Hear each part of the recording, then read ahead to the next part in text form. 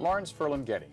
To those of us who call San Francisco and Northern California home, the name instantly calls to mind literary masterpieces, freedom of expression, and now we're learning about the visual art legacy of this very unique man, Lawrence Ferlinghetti. Welcome. It's a pleasure to have you here. Well, thank you.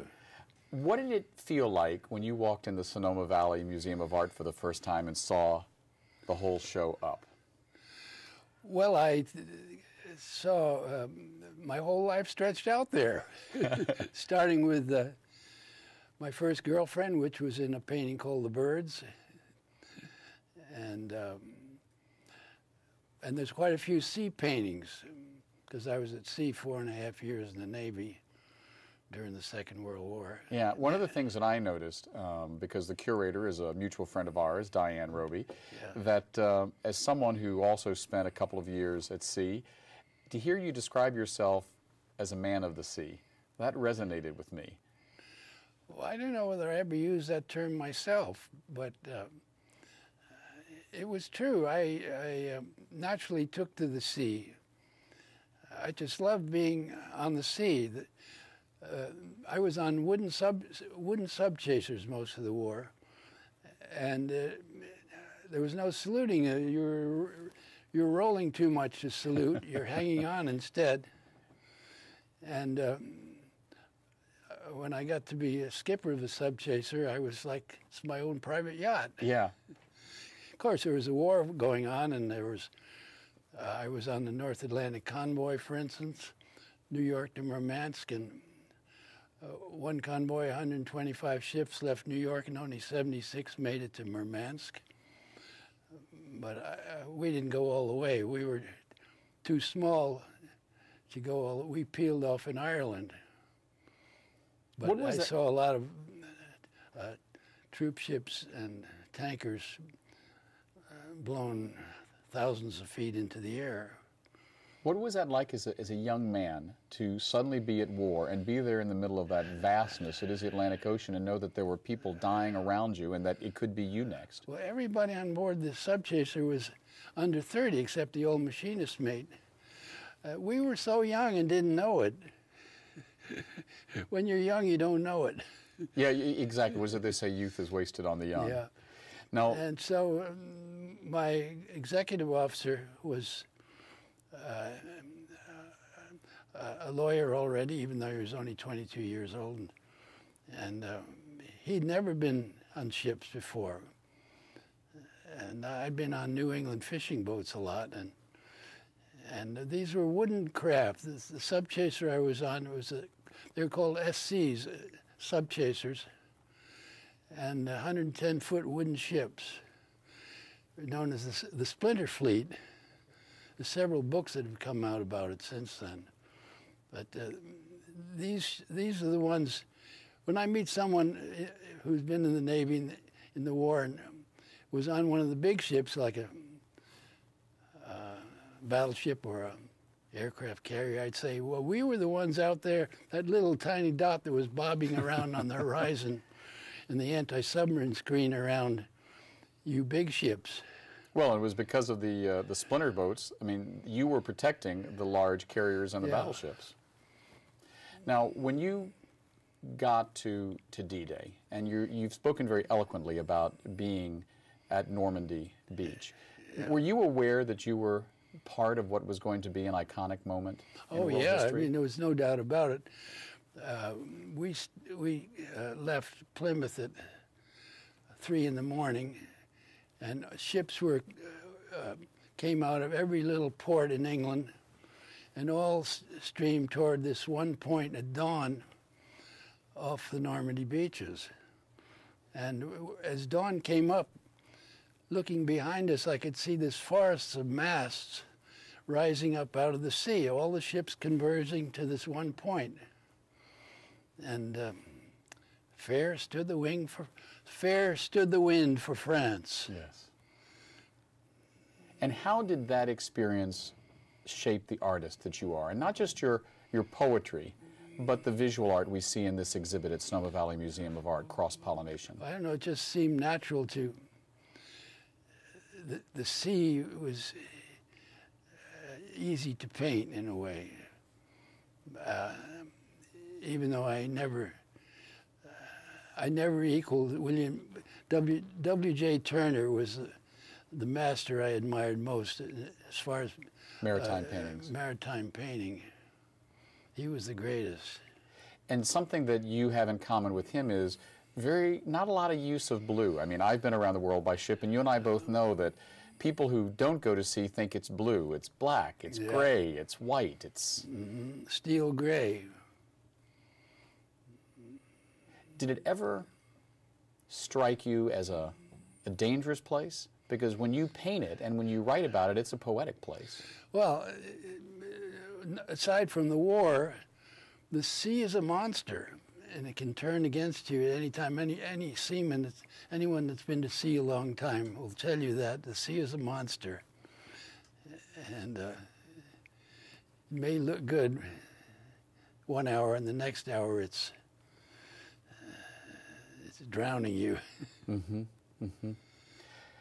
The other experience that I've heard you write about and we see referenced in the new show at Sonoma Valley Museum of Art was the incredible experience of walking the streets of Nagasaki less than 2 weeks after the atomic bombing. You have written that that experience made you instantly and forever a pacifist. Yeah, that's right. The last year of the war, I was a navigator on a troop transport, and we were loaded with about 5,000 troops, and we, when we set sail, when we left the States, we were to be an attack force because Japan hadn't surrendered. And by the time we got there, the atomic bomb had been dropped, and we were then converted to being an occupation force, and we went into Kyushu in southern Japan. The town was totally deserted. All the stores were boarded up, and every Japanese in town had fled for the hills. And we went into the harbor on captured airplane photos of the harbor. We didn't have any other charts for that harbor. And then one day when I was able to get off the ship for the day, about 3 other guys and I took a train over to Nagasaki. I think it was about 4 hours, and just walked around in this mulch. It was like a landscape on the moon, but a moon that had been also hit by something. And pieces of bone and flesh and hair sticking up out of this mud, maybe a 5 square mile area. And it had been cleaned up. This was seven weeks after the bomb. 7 weeks after the bombing. After the bomb had been dropped. And so the site had been cleaned up somewhat, quote unquote, but it was still awful to see. And up till then, I had been a good American boy. I had been an Eagle Scout, trustworthy, loyal, helpful, friendly, courteous, kind, obedient, cheerful, thrifty, brave, clean, and reverent. And patriotic, yeah. And what... that's the first time I really questioned America as it was told in the history books before revisionist history started in. And when do you think that revisionist history really stared in? What? When do you think that revisionist history well, portrait it started of the U.S. with Howard Zinn. I'm sure there were other writers who were also doing the same kind of new analysis of history. But Harold Zinn's People's History of the U.S. was the book that made the big impression. And so Zinn was a very close friend of Noam Chomsky, who is also probably the most important critique of American consumer capitalism. It's a Marxist critique in his case, but the Marxist critique of capitalism is still very valid. After seeing what one bomb and one country could do in the streets of Nagasaki, was your conversion, you said it was immediate and permanent. Did you talk about it with other people, or did you just put those reflections on paper through your art? Well, I didn't even put it on paper for many, many years. No, I don't remember talking about it with anybody, certainly not on board ship. So after that voyage, I was discharged in Portland, Oregon, and went back to New York by train. Didn't see anybody to talk to on the way. No, it wasn't years before I really, it was only when I got to, I went, after the war, I worked at Time magazine in the mailroom. And then I quit and went to Columbia University and got an MA, and then I went to University of Paris on the GI Bill, and I was there 3.5 years. And when I came back from there, I was still pretty much an all-American boy. But I came direct to San Francisco, and before long I was listening to KPFA, the first independent free radio. It started in 1948, and I arrived in 1951. And I started listening to Kenneth Rexroth on KPFA, and then I met Rexroth and started going to his soirees at his house. And it was Rexroth's castigation of capitalism that really started me to really change my mind completely on everything. So coming to San Francisco, you still were that, as you say, best little kind of all-American boy. Yeah. And then you changed. And when I arrived in '51, San Francisco was still, you could say it was still a small provincial capital. And it was only emerging from that after the Second World War.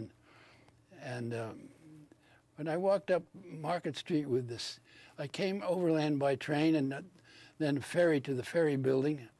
And walking up Market Street with a sea bag over my shoulder, I didn't know anyone in town, and had no idea which way to go. And I asked a few people, where's the bohemian part of town? But generally, I got the impression that the people here really didn't consider themselves a part of the United States. That San Francisco is this sort of island republic offshore, and sort of like the Neapolitans, who considered themselves Neapolitans first, from Naples first, and then Italian. Then Italians. And it seemed to me San Francisco had that same feeling. We're speaking with Lawrence Ferlinghetti, artist, poet, founder of the legendary City Lights bookstore. In just a few moments, we'll talk to him about the founding of that iconic bookstore and his friendship with another one of those literary icons from those years, Allen Ginsberg. We'll be back in just a moment.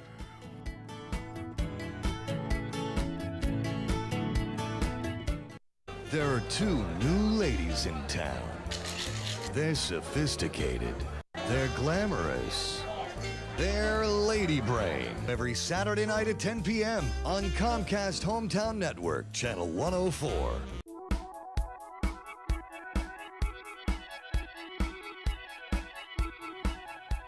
Hi, I'm David Perry, and we're back with 10% and our conversation with Lawrence Ferlinghetti. You know, I called you at the beginning of this interview a literary lion. And I'm sure you've had a lot of accolades thrown at you during your long career. Does that bug you? You just get tired of that sort of stuff? Well, a lion isn't the term. I can pick some other animal. I gotcha. Well, I would almost say a literary raccoon, because you're omnivorous. You get into everything. And that's what you see, at least what I see when I go to the show Cross-Pollination at the Sonoma Valley Museum of Art. I can't quite decide, am I looking at a poet who paints or a painter who also uses the written word as a visual medium? It is very much about cross-pollination. Well, I was a painter before I had anything published as a poet, and I was going to the open studio at the Académie Julian in Paris when I was registered at the Sorbonne under the GI Bill, but I was going to the Académie Julian to draw the model at the same time. And I never publicized the fact that I was painting all the time. I have a studio in Hunters Point Shipyard. I've had it since 1980, so that's 32 years. And so I just let it get discovered by itself. I was too busy writing and editing books for City Lights Books. And that was the main focus, and certainly that's what a lot of people have come to know you for. I mean, I wouldn't be doing my job as an interviewer if I didn't introduce a whole new generation of people to, of course, you as the founder of City Lights Bookstore. Yeah, I was the co-founder with Peter Dean. Peter Martin was a sociology professor or student at San Francisco State, and he had the brilliant idea of starting a paperback bookstore, of which there were none. This was at the beginning of what was called the paperback revolution. Up till then, paperback books weren't really considered books by the book trade. They're considered just kind of trash. Yeah, there was, you know, murder mysteries, and there was some science fiction. But it was only with the New York publishers starting to publish quality fiction in paperback that this became a whole new genre of books. And there was no place to buy these books except on newsstands, and the newsstand operators didn't know them from the newspapers. And so it was a brilliant idea to open up an all-paperback bookstore. So City Lights was the first all-paper bookstore in the country. And without exaggeration, it changed how books are published and marketed here in the United States. And Peter was, it was his idea, and he was a brilliant fellow. He was the son of Carlo Tresca. Do you know who that was? Yes, of course. Carlo Tresca was the Italian anarchist that was assassinated on the streets of New York. And Peter left City Lights, moved to New York just a couple of years later, but he was the founding genius. Well, the founding genius, you're the co-founding genius, and I was talking to a colleague earlier today who has an LGBT radio show, and we both agreed that his show wouldn't be on the air and my show wouldn't be on the air had it not been for the landmark case that started with the publication of Allen Ginsberg's Howl. Before that, that would have been considered obscene, and because of your work and because of City Lights' work, the federal statutes on obscenity got changed. Talk to us a little bit about that. At that moment, did you realize that you were changing literary history and First Amendment rights? The judge was only a municipal judge, Judge Clayton Horn, but the precedent he set by his opinion that a work could not be judged obscene if it had the slightest redeeming social significance, this stood up all through the years and allowed the Grove Press, just a very few years after that, in, say, 1960, to publish Lady Chatterley's Lover and Jean Genet and Henry Miller's Tropics, and then the floodgates were open, and it all went back to this municipal court precedent. You know, Allen Ginsberg, of course, besides being your friend, is one of the heroes of the LGBT community. There's actually a new monument being constructed in San Francisco called the Rainbow Honor Walk, and it has 20 heroes, and he was one of the first 20. Are these going to be statues? These are going to be plaques, like the Hollywood Walk of Fame, but to LGBT heroes. Great idea. And Allen Ginsberg is one of the first 20. We don't have a lot of time left, but talk to me about what was your friend Allen Ginsberg like? For me, his overriding characteristic was empathy and sympathy and compassion. And it was Buddhist compassion. He needed Buddhism because he was very gregarious. He could go on a Buddhist retreat and write 50 postcards to all his friends while he's on the retreat. Compassionate postcards. Yeah. But I suppose you saw the movie called Howl, which I really didn't appreciate because I felt the filmmakers completely misinterpreted the poem Howl. The filmmaker interpreted the poem as being a completely homosexual message. But that wasn't the main message of the poem. The main message of the poem was a total ferocious castigation of American consumer culture and world capitalism, etc. And part of that was homosexuality, but not the main Not the theme. whole thing, just part of it. Yeah.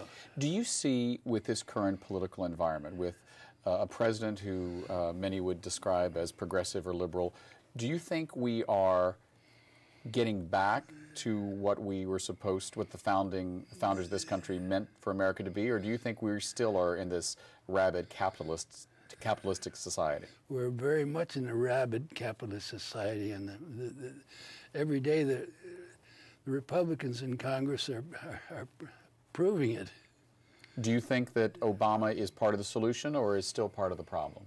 Well, he's part of the solution, but the left rejoiced when Obama was elected, and so did I. But and there was this euphoria. But actually, I didn't have that great of an expectation of any revolutionary actions, because Obama was really a member of the black bourgeoisie, and as such, right down the middle. So you would like to see him even be more? He never used the word revolution. So you'd like to see him even do more? Well, of course, yeah. As a confirmed leftist, I certainly want him to do more, and of course, maybe he'll equal Roosevelt in Roosevelt's second term when he can really get things done. Yeah. Well, that's what a lot of people hope that in that second term. But it'll take a Democratic Congress to do it. Which is going to be a tough road to hoe this year. Yeah. Your work, besides having the themes that are talked about in the exhibition of the sea and whatnot, is a very political show. When someone leaves that exhibition at the Sonoma Valley Museum of Art, what would you like them to leave with? Well, there's very little political painting in the show, and I have a lot of political painting. I have, there's one big painting a huge painting about 8 feet by 7 feet, which is based on a quotation from Allen Ginsberg's Kaddish, or no, from Howell, the Moloch passage. Yes. And but beside that, the rest of the show is really the lyric escape. What I mean by the lyric escape, when things get worse and worse, and the world seems it's about to self-destruct ecologically and politically, there's always the lyric escape. You can write a poem or paint a painting of a bird. And so I have a lot of paintings with birds in them. In our last few moments, every time there's a bird, it's a lyric escape. So that is the symbolism of the bird we see so much in your work, the lyric escape. We've been speaking with Lawrence Ferlinghetti. His new show, Cross-Pollination, The Art of Lawrence Ferlinghetti, is on view through September at Sonoma Valley's Museum of Art. I'm David Perry. Thank you for watching 10%. We hope you'll tune in next week.